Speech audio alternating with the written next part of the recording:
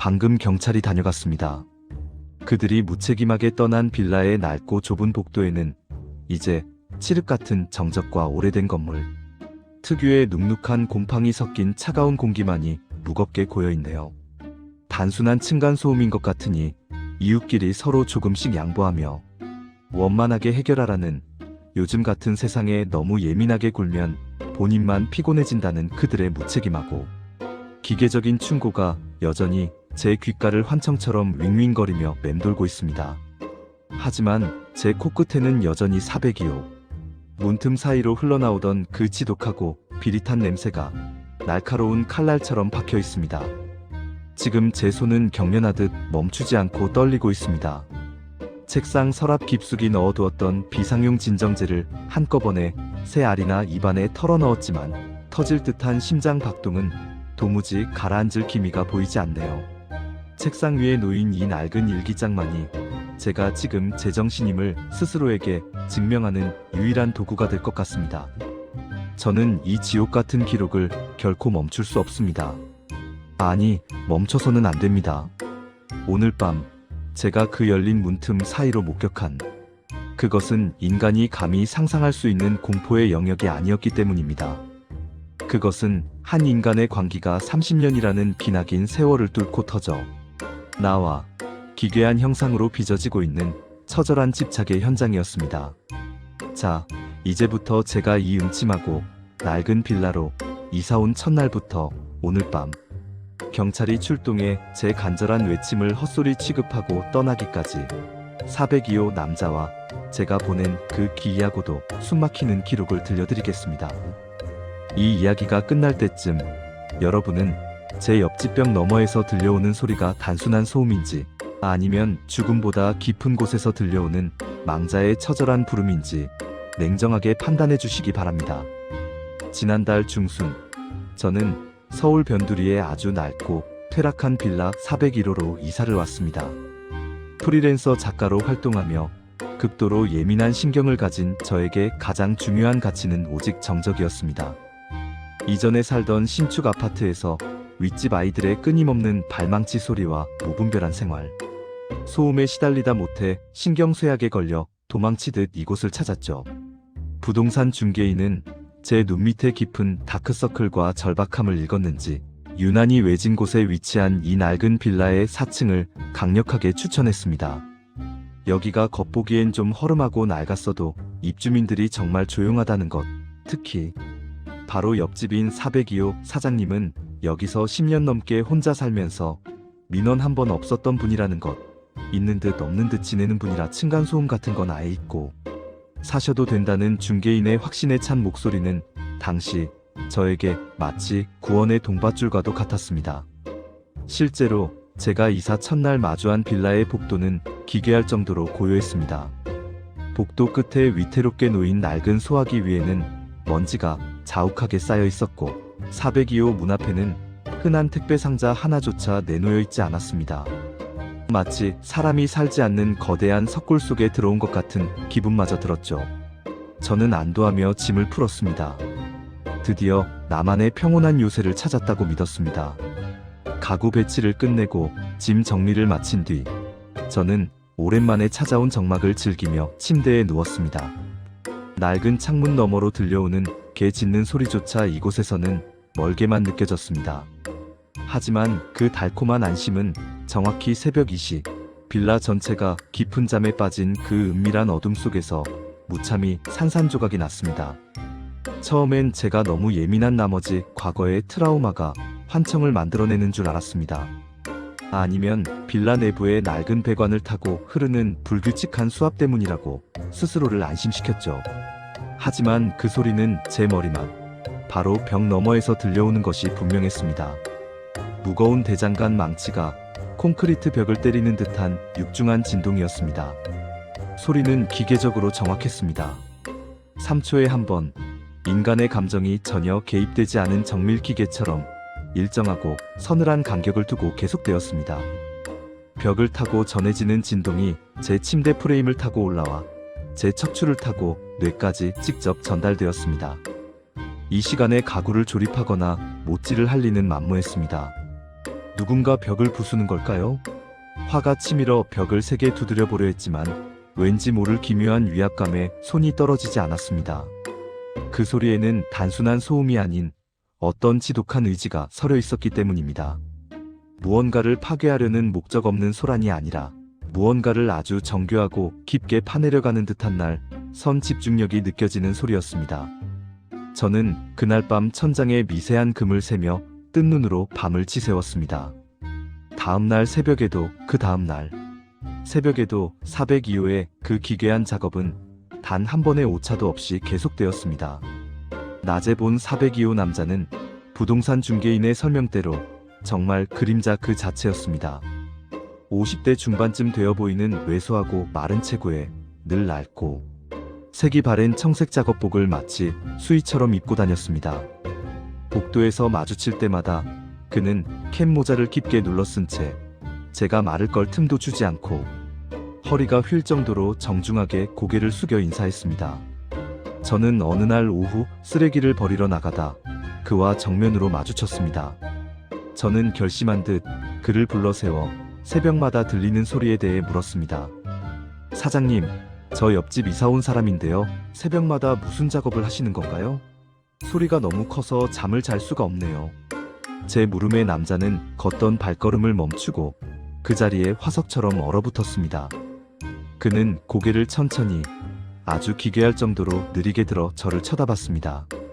모자챙 아래로 드러난 그의 눈은 지독하게 충혈되어 핏발이 서 있었고 눈 주변은 몇 달은 잠을 못 잔 사람처럼 검게 패여 있었습니다.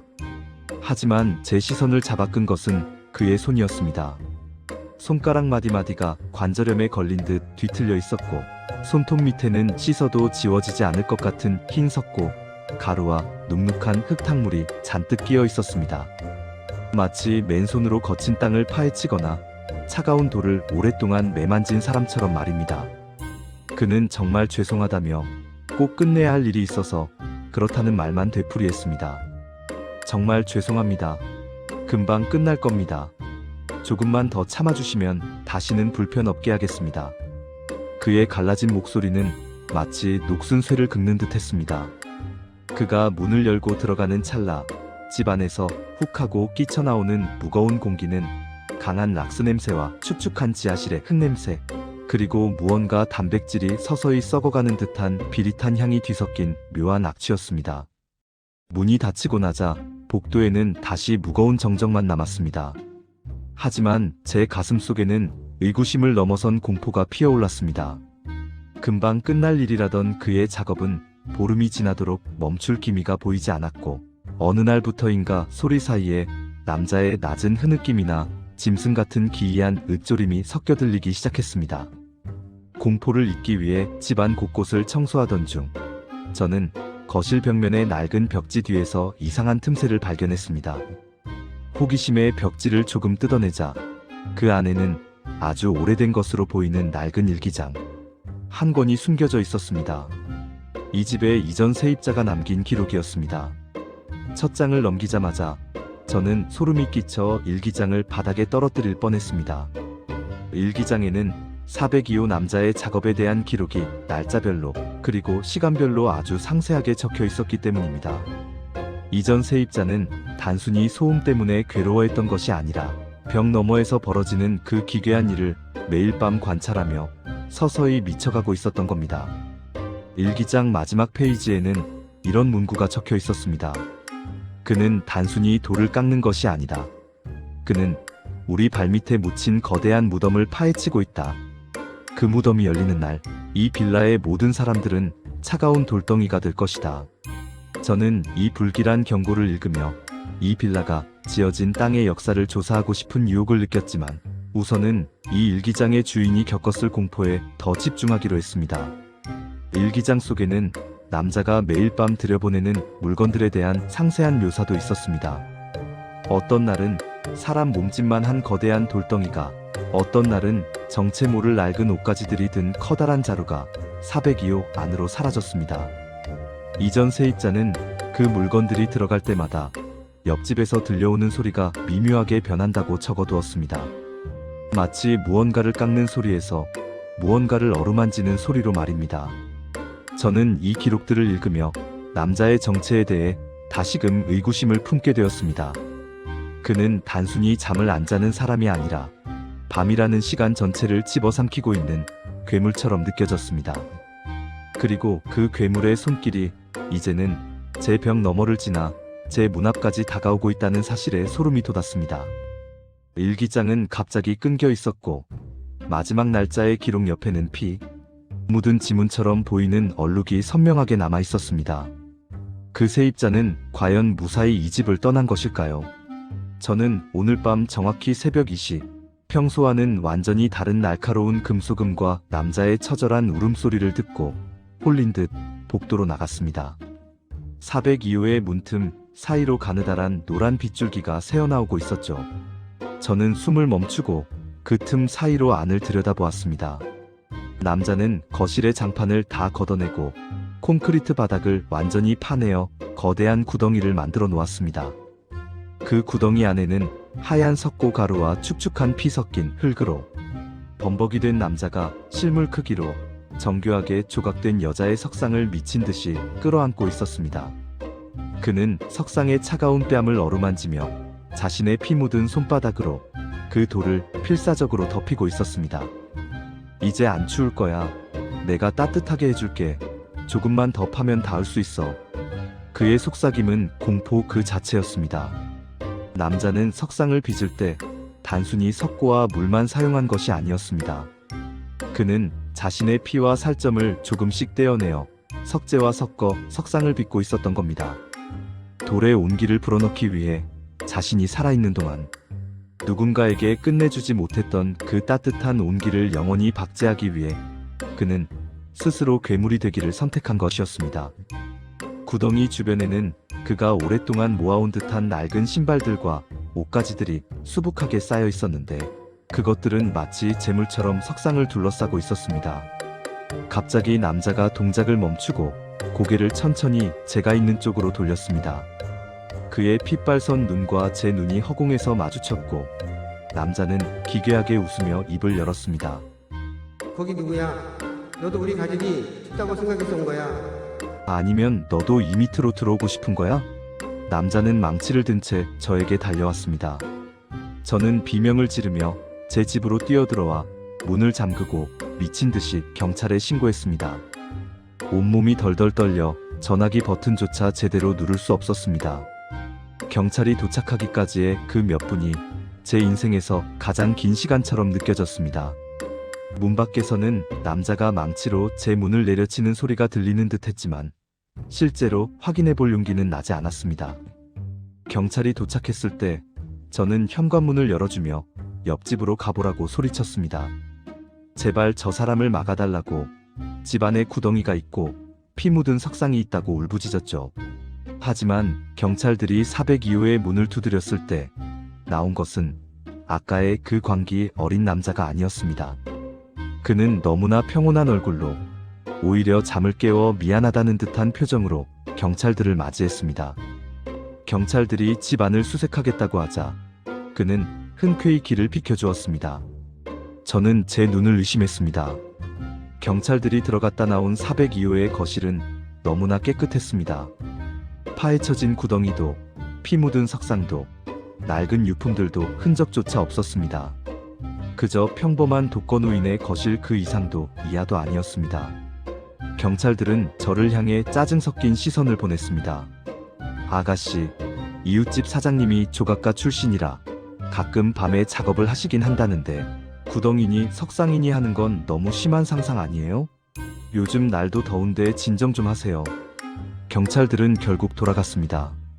그들이 떠난 복도에서 저는 홀로 남겨졌습니다. 남자는 경찰들이 엘리베이터를 타는 것을 지켜본 뒤 저를 향해 아주 천천히 고개를 돌렸습니다. 그리고는 입모양으로만 짧게 말했습니다. 다음은 당신 차례야. 그는 문을 닫고 들어갔고 저는 공포에 질려 제 방으로 도망치듯 들어왔습니다.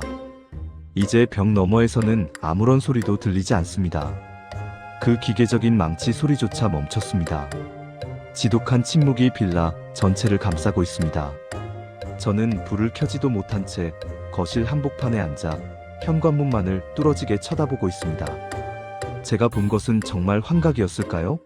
아니면 그 남자가 경찰이 오기 전 그 짧은 시간 동안 모든 것을 치워버린 걸까요?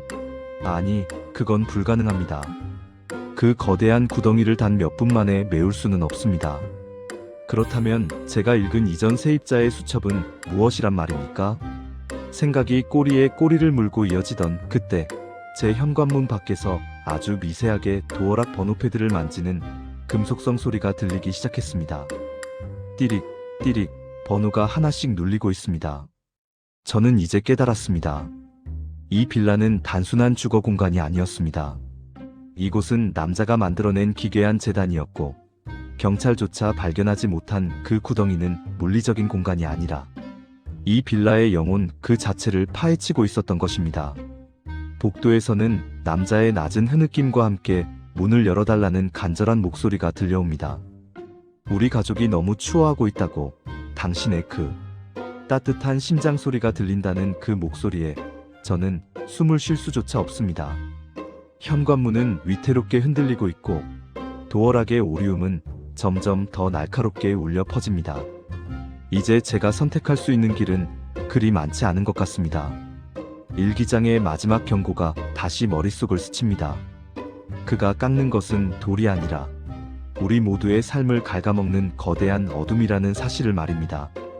저는 이제 이 일기를 마무리하고 제가 마주해야 할 그 진실을 향해 마지막 걸음을 내디디려 합니다. 제 뒤로 들리는 도어락의 경고음이 멈췄습니다. 그리고 들려오는 아주 작은 금속성 소리. 그는 이미 제 집의 열쇠 구멍을 찾은 것 같습니다. 이 빌라의 바닥이 다시금 진동하기 시작합니다. 땅 밑에서 올라오는 수많은 이름 모를 원혼들이 저를 부르는 것만 같습니다. 저는 이제 문을 열어야 할 것 같습니다. 그가 기다리는 곳으로, 그 차가운 돌덩이들이 따뜻해지기를 기다리는 그 지옥의 한복판으로 말입니다. 여러분, 제 마지막 기록을 기억해 주십시오. 402호의 망치 소리가 멈춘 날, 비로소 진짜 공포가 시작되었다는 사실을요. 사실 이 빌라에 처음 올 때부터 무언가 이상하다는 느낌은 있었습니다. 복도마다 흐르던 그 퀴퀴한 냄새가 단순히 건물이 낡아서 그런 것이 아니었다는 걸 이제야 온몸으로 깨닫고 있습니다. 402호 남자가 매일 밤 휘둘렀던 그 망치는 단순히 돌을 깎는 도구가 아니었습니다. 그것은 산자와 죽은 자의 경계를 허무는 의식의 도구였고, 그 정교한 타격음은 지하 깊은 곳에 잠든 원혼들을 깨우는 북소리였습니다. 그가 가족을 찾기 위해 파헤친 구덩이는 이 빌라의 기초를 지탱하던 콘크리트뿐만 아니라 우리 사회가 애써 덮어두었던 어떤 비극의 기억을 낱낱이 파헤치고 있었습니다. 저는 왜 그동안 그 소리를 단순한 소음으로만 치부했던 걸까요? 왜 그 소리 속에 담긴 처절한 슬픔과 광기를 읽어내지 못했을까요? 만약 제가 조금 더 빨리 이 진실에 다가갔다면 지금 제 문 앞에서 저를 기다리는 저 광기 어린 손길을 피할 수 있었을까요? 어딜 가려고 이제 곧 의식이 시작되는데. 그때 구덩이 안에서 아주 가느다란 목소리가 들려왔습니다. 아빠 그만해. 아저씨가 너무 무서워하잖아. 환청처럼 들렸던 그 소희의 목소리였습니다. 남자는 그 소리를 듣고 일순간 동작을 멈췄습니다. 소희야, 내가 드디어 말을 하는구나. 아빠가 다 했어. 이제 조금만 더 있으면 우리 다 같이 나들이 갈 수 있어라고 말하며 그는 구덩이 쪽으로 몸을 돌렸습니다. 그 틈을 타 저는 남자의 옆을 지나쳐 안방 쪽으로 도망쳤습니다. 안방 창문을 통해 복도로 나갈 수 있는 실외기 난간이 보였습니다. 안방 안으로 들어선 저는 다시 한번 경악했습니다. 그곳은 침실이 아니라 거대한 표본실 같았습니다. 벽면 가득 채워진 유리병 안에는 사람의 신체 부위들이 액체 속에 담겨 보존되어 있었습니다. 남자는 석상을 만드는 것뿐만 아니라 실제 인간의 형태를 완벽하게 재현하기 위해 끔찍한 실험들을 반복해왔던 것입니다. 책상 위에는 인체 해부도와 조각 기법을 결합한 기괴한 노트들이 펼쳐져 있었습니다. 저는 구역질을 참으며 창문을 열었습니다. 차가운 밤 공기가 방 안으로 쏟아져 들어왔지만 제 등 뒤로는 남자의 분노 섞인 고함이 들려왔습니다. 감히 우리 소희를 속이려 들어? 당신은 용서받지 못할 거야. 남자는 안방 문을 부수고 들어와 제 발목을 낚아챘습니다. 저는 창틀을 붙잡고 필사적으로 버텼지만 남자의 힘은 인간의 한계를 넘어선 것 같았습니다. 저는 남자의 손등을 구두굽으로 강하게 내려 찍었습니다. 남자가 고통에 겨워 손을 놓은 순간 저는 시래기 난간으로 몸을 던졌습니다. 4층 높이의 난간은 위태롭게 흔들렸고 저는 추락의 공포를 느끼며 난간을 꽉 붙잡았습니다. 남자는 창가로 다가와 광기에 찬 눈으로 저를 내려다보았습니다. 당신이 도망갈 수 있을 것 같아. 이 빌라 전체가 우리 가족의 집인데 어디로 가든 당신은 우리 손바닥 아니야. 남자는 망치로 시래기 난간을 고정하는 나사들을 하나씩 부수기 시작했습니다. 깍깍깍. 그 규칙적인 소리가 이제는 제 사형 선고처럼 들렸습니다. 난간이 조금씩 아래로 기울어졌고 저는 비명을 지르며 옆집 401호의 베란다 창문을 향해 손을 뻗었습니다. 간신히 창문 틀을 잡고 안으로 몸을 날린 순간 시래기 난간은 굉음과 함께 지상으로 추락했습니다. 제 집으로 돌아온 저는 문을 잠그고 바닥에 주저앉아 거친 숨을 몰아쉬었습니다. 하지만 안심할 수 없었습니다. 벽 너머에서는 다시 망치 소리가 들려왔습니다. 이번에는 벽을 부수는 소리가 아니라 제 집 현관문의 도어락을 부수려는 듯한 육중한 타격음이었습니다. 남자는 이제 숨길 생각도 없는 듯 대놓고 제 집을 침범하려 하고 있었습니다. 저는 주방으로 달려가 닥치는 대로 흉기가 될 만한 것들을 챙겼습니다. 하지만 그 어떤 것도 남자의 그 광기 어린 망치를 막아낼 수 없을 것 같았습니다. 그때 제 거실 바닥 아래에서 이상한 진동이 느껴졌습니다. 아까 지하실에서 보았던 그 균열이 제 집 바닥까지 올라오고 있었던 것입니다. 남자의 망치질이 빌라의 약한 구조를 자극하여 건물이 서서히 붕괴되기 시작한 모양이었습니다. 장판 아래로 검은 흙탕물이 스며 나오기 시작했고 벽지는 습기를 머금고 흉측하게 부풀어 올랐습니다. 저는 이 집도 더 이상 안전하지 않다는 것을 깨달았습니다. 건물이 무너지기 전에 이곳을 탈출해야만 했습니다. 저는 현관문 대신 옥상으로 통하는 계단을 선택했습니다. 복도로 나갔을 때 402호의 문은 활짝 열려 있었고 그 안에서 뿜어져 나오는 비릿한 냄새가 복도 전체를 가득 채우고 있었습니다. 남자는 보이지 않았지만 복도의 센서등이 지지직거리며 불길하게 깜빡였습니다. 저는 계단을 뛰어 올라가 옥상 문을 밀어젖혔습니다. 옥상 위에는 일부에서 보았던 그 작은 돌탑들이 달빛을 받아 하얗게 빛나고 있었습니다. 그런데 자세히 보니 그 돌탑들은 단순한 돌이 아니었습니다. 그것은 사람의 뼈와 돌을 섞어 만든 기괴한 조형물들이었습니다. 옥상 한가운데에는 402호 남자가 이미 도착해 있었습니다. 그는 제가 올 것을 알았다는 듯 망치를 어깨에 걸친 채 저를 기다리고 있었습니다. 작가 양반, 여기까지 오느라 고생 많았어. 하지만 여기가 당신이 마지막 종착지야. 그는 옥상 바닥을 가리켰습니다. 옥상 바닥에는 거대한 마법진 같은 것이 피로 그려져 있었고 그 중심에는 비어있는 하나의 돌탑 자리가 있었습니다. 남자는 그 자리가 바로 제 심장이 놓여야 할 곳이라고 말했습니다. 바람이 거세게 불며 남자의 작업복이 펄럭였습니다. 그의 얼굴에는 이제 광기를 넘어선 숭고함마저 감돌고 있었습니다. 그는 30년 전 가족을 잃었던 그날의 이야기를 다시 시작했습니다. 그날의 돌덩이들이 얼마나 차가웠는지, 그 밑에서 가족들이 얼마나 처절하게 죽어갔는지, 그리고 자신이 왜 이 빌라를 무덤으로 선택했는지에 대해 말입니다. 그의 목소리는 점점 더 커졌고 그에 맞춰 빌라 전체가 요동치기 시작했습니다. 땅 밑에서부터 올라오는 거대한 울림이 옥상 전체를 흔들었습니다. 저는 남자의 말을 들으며 주변을 살폈습니다. 탈출구는 없었습니다. 옥상 난간은 이미 낡아 있었고 아래로는 남자가 던져버린 시래기 잔해들이 널브러져 있었습니다. 저는 남자가 방심한 틈을 타 옥상 구석에 놓인 낡은 가스통을 발견했습니다.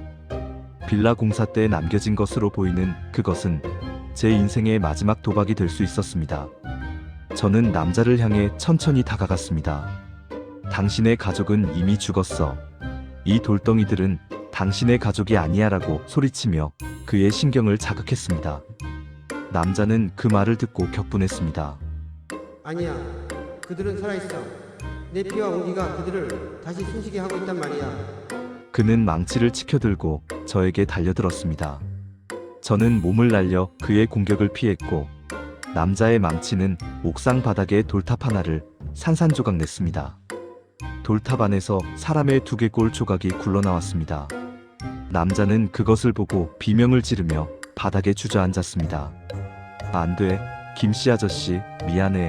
내가 더 튼튼하게 만들어줄게라고 중얼거리는 그의 모습은 지옥에서 온 조각과 그 자체였습니다. 저는 그 틈을 타 가스통의 밸브를 열었습니다. 치익하는 소리와 함께 가스 냄새가 옥상을 가득 채웠습니다. 남자는 그 소리를 듣고 다시 고개를 들었습니다. 이게 무슨 소리지? 당신 무슨 짓을 하려는 거야? 저는 주머니 속에 들어있던 라이터를 꺼내 들었습니다. 당신과 이 빌라의 비극을 여기서 끝내겠어. 이 돌무덤과 함께 영원히 잠들어 버리라고 외쳤습니다. 남자는 라이터 불꽃을 보고 일순간 당황했습니다. 하지만 이내 비웃듯이 웃으며 저에게 다가왔습니다. 당신이 그럴 용기가 있을 것 같아. 당신도 죽고 싶지는 않잖아. 저 밑이 따뜻한 흙 속으로 들어오면 영원히 살 수 있는데 왜 자폭을 선택하려 해? 저는 떨리는 손으로 라이터의 부싯돌을 켰습니다. 불꽃이 일렁일 때마다 남자의 그림자가 옥상 벽면에 기괴하게 춤을 추었습니다. 그때 제 발목을 잡는 차가운 감촉이 느껴졌습니다. 옥상 바닥에 갈라진 틈 사이로 하얀 손들이 수십 개씩 솟아올라 제 다리를 붙잡고 있었습니다. 지하실에서 보았던 그 희생자들의 원혼들이었습니다. 그들은 남자의 명령을 따르는 듯 저를 바닥으로 끌어내리려 했습니다. 남자는 만족스러운 듯 고개를 끄덕였습니다. 보이지? 그들도 당신을 원하고 있어. 당신의 심장이 우리 가족이 새로운 엔진이 되기를 모두가 바라고 있단 말이야. 저는 필사적으로 손을 휘둘러 손들을 쳐냈지만 그럴수록 손들은 더 강력하게 제 몸을 조여왔습니다. 남자는 망치를 높이 들어 제 머리를 겨냥했습니다. 이제 그만 포기해. 당신의 이야기는 여기서 가장 아름다운 비극으로 마침표를 찍게 될 거야. 남자의 망치가 제 정수리를 향해 내려꽂히려는 순간 저는 라이터의 불꽃을 가스통 입구로 가져갔습니다. 거대한 폭발음과 함께 옥상 전체가 화염에 휩싸였습니다. 저는 폭발의 충격으로 옥상 밖으로 튕겨나갔습니다. 허공을 가르며 추락하는 짧은 시간 동안 저는 불길에 휩싸인 빌라의 모습을 보았습니다. 402호 남자는 불길 속에서도 망치를 휘두르며 자신의 가족 석상을 지키려 애쓰고 있었습니다. 무너지는 벽과 타오르는 돌탑들 사이로 그의 처절한 비명이 밤 공기를 찢었습니다. 저는 지상의 쓰레기 더미 위로 떨어졌고 극심한 고통과 함께 의식을 잃었습니다. 얼마나 시간이 흘렀을까요? 눈을 떴을 때 제 앞에는 소방차의 붉은 불빛과 자욱한 연기뿐이었습니다. 빌라 4층은 이미 완전히 소실되어 뼈대만 남은 상태였고 사람들은 비명을 지르며 대피하고 있었습니다. 소방관들이 저를 발견하고 달려와 응급처치를 시작했습니다. 저는 정신이 혼미한 와중에도 옆집 남자의 행방을 물었습니다. 하지만 소방관의 대답은 저를 다시 한번 공포로 몰아넣었습니다. 402호요? 거기는 사람이 살지 않는 빈집으로 등록되어 있었는데요. 10년 전에 화재 사고로 일가족이 몰사한 뒤로 폐쇄된 층이라 아무도 살 수 없는 곳입니다. 당신 도대체 거기서 뭘 본 겁니까? 저는 제 주머니를 더듬었습니다. 그곳에는 401호 전 세입자의 그 낡은 수첩이 그대로 들어 있었습니다. 수첩을 펼치자 마지막 장에 새로운 문장이 피로 적혀 있었습니다. 의식은 성공했다. 당신의 몸 안에 소희가 살고 있다. 저는 제 가슴 위에 손을 올렸습니다. 제 심장은 이제 인간의 것이 아닌 무겁고 딱딱한 돌덩이가 되어 규칙적으로 박동하고 있었습니다. 쿵, 쿵, 쿵. 402호 남자가 매일 밤 휘둘렀던 그 망치 소리가 이제 제 몸 안에서 영원히 멈추지 않을 작업의 시작을 알리고 있었습니다. 저는 소방관의 도움을 거부하고 어둠 속으로 도망쳤습니다. 제 뒤로 불타버린 빌라의 잔해가 무너져 내리는 굉음이 들려왔습니다. 도심의 뒷골목을 헤매며 저는 제 몸이 서서히 돌로 변해가는 것을 느꼈습니다. 손끝부터 시작된 회색빛 마비는 이제 제 팔 전체를 덮었고 저는 길가에 떨어진 쇠망치를 주워들었습니다.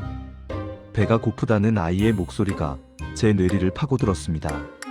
저는 이제 새로운 가족을 위해 새로운 무덤을 찾아야 했습니다.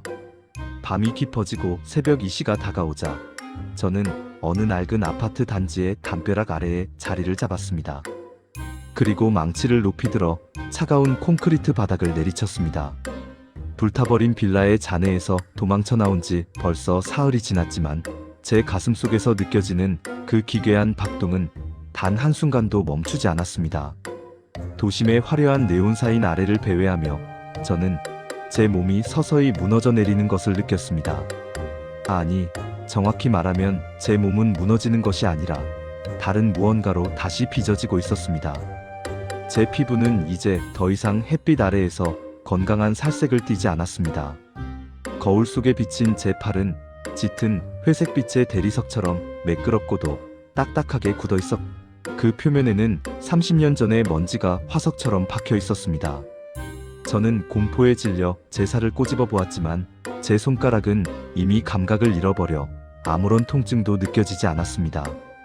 오직 제 가슴 깊은 곳, 돌처럼 굳어버린 심장만이 쿵, 쿵, 쿵 하고 규칙적인 소리를 내며 제가 아직 이 세상에 존재하고 있음을 증명할 뿐이었습니다. 저는 이제 따뜻한 음식을 먹을 수도 편안한 침대에서 잠을 잘 수도 없었습니다. 제 안의 돌들이 요구하는 것은 오직 하나, 땅밑 깊은 곳의 습한 냉기와 죽은 자들의 온기뿐이었습니다. 저는 제 의지와 상관없이 발걸음을 옮겼습니다. 제 발길이 닿은 곳은 도심 한복판에 새로 지어진 거대한 고급 아파트 단지였습니다. 그곳은 낡은 빌라와는 비교도 할 수 없을 만큼 화려하고 견고해 보였습니다. 하지만 저는 느낄 수 있었습니다. 이 화려한 아스팔트와 대리석 바닥 아래에도 30년 전의 비극이 여전히 뜨거운 증기를 내뿜으며 흐르고 있다는 사실을 말입니다. 이 도시는 거대한 무덤 위에 세워진 신기루에 불과했습니다. 저는 그 신기루의 틈새를 찾아 다시 한번 어둠 속으로 숨어들었습니다.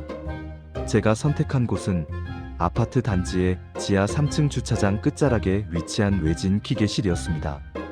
사람들의 발길이 거의 닿지 않는 그곳은 제가 작업을 시작하기에 최적의 장소였습니다. 저는 제가 가져온 낡은 쇠망치를 바닥에 내려놓았습니다.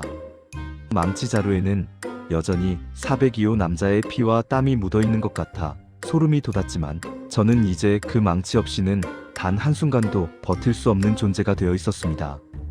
제 귓가에는 다시 그 아이의 목소리가 들려왔습니다.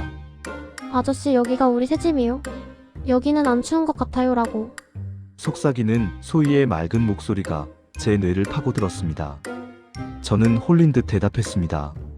그래, 소희야, 여기서 다시 시작하자. 아빠가 했던 것처럼. 내가 너를 위해 가장 따뜻한 방을 만들어줄게. 제 입에서 나온 목소리는 이미 제 것이 아니었습니다. 그것은 402호 남자의 망령이 제 성대를 빌려 내뱉는 단군들이었습니다. 저는 망치를 높이 들어 아파트의 두꺼운 콘크리트 바닥을 내리쳤습니다.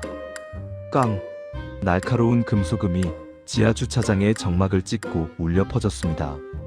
그 소리는 다시 3초의 간격을 두고 정확하게 반복되었습니다. 저는 제가 그토록 증오했던 그 소음의 주인공이 되어 있었습니다. 제가 망치를 내리칠 때마다 아파트 전체의 신경망이라 할 수 있는 전기, 배선들이 지지직거리며 비명을 질렀습니다. 지상의 입주민들은 전등이 깜빡거리는 것을 보며 단순히 전력 공급이 불안정하다고 생각하겠지요. 하지만 그들은 모를 것입니다. 자신들의 발밑에서 30년 전의 원혼들이 다시 깨어나고 있다는 사실을 말입니다. 작업은 밤새도록 계속되었습니다. 제 팔은 이제 지치지도 않았습니다. 돌로 변해버린 근육은 지치지 않는 기계적인 힘을 내뿜으며 바닥을 파헤쳤습니다. 콘크리트 조각들이 사방으로 튀었고 그 틈새로 눅눅한 흙탕물이 스며 나오기 시작했습니다. 저는 그 흙탕물을 제 얼굴에 바르며 환희를 느꼈습니다. 아, 드디어 땅의 온기가 느껴지는구나. 제 가슴 속의 돌심장이 그 온기를 받아 뜨겁게 달아올랐습니다. 저는 파헤쳐진 구덩이 옆에 일부에서 가져온 소희의 유품인 작은 머리핀을 놓았습니다. 그것은 이제 이 새로운 재단의 중심이 될 것입니다.